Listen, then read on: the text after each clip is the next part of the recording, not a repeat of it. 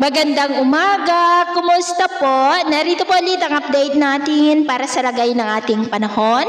Ngayong umaga po ng February 1, 2026. Sa ngayon po ay bahagyan na humina ang hanging amihan, pero ito ay nakakaapekto pa rin lalo na dyan sa may extreme northern Luzon. Easterlies ngayon o hangin na mula sa silangan ang umiihip sa silangan po ng ating bansa.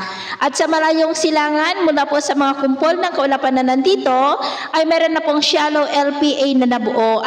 At base po dito sa ating wind map, kikilos po yan pakanluran na sasabayan rin ng paglakas ng hanging amihan at ang development po niyan ang ating babantayan kung matutuloy o mahaharangan ng amihan at ang susunod na bagyo ay tatawagin po sa local name na Bagyong Basyang at ito naman ay pinapakita ng forecast model na ating ginagamit hanggang po sa susunod na 2 linggo.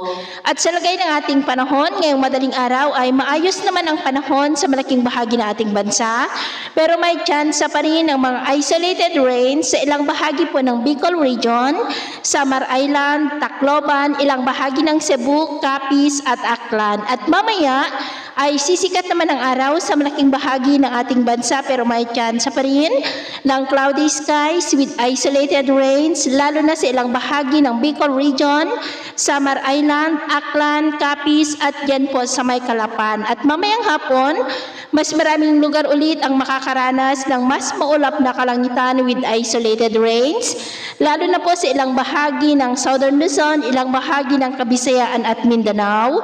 Kaya kung lalabas tayo sa ating matahanan, ugaliin lamang po natin lagi ang magdala ng kahit anong panangga natin sa init ng araw at proteksyon na rin po sa mga biglaang buhos ng ulan. At sa atin naman pong mga baybayin, maalon pa rin sa silangang baybayin ng Central Luzon, silangang baybayin ng Southern Luzon, sa mga baybayin ng Eastern Samar at Northern Samar na ang mga alon ay posible po na aabot hanggang sa 2 to 3 meters height. Kaya hanggat maaari ay iwasan na po muna natin ang papalaot dyan sa mga may kulay pula para mas makaiwas sa mga sakunang pangkaragatan. So ito po lang latest update natin sa araw na ito.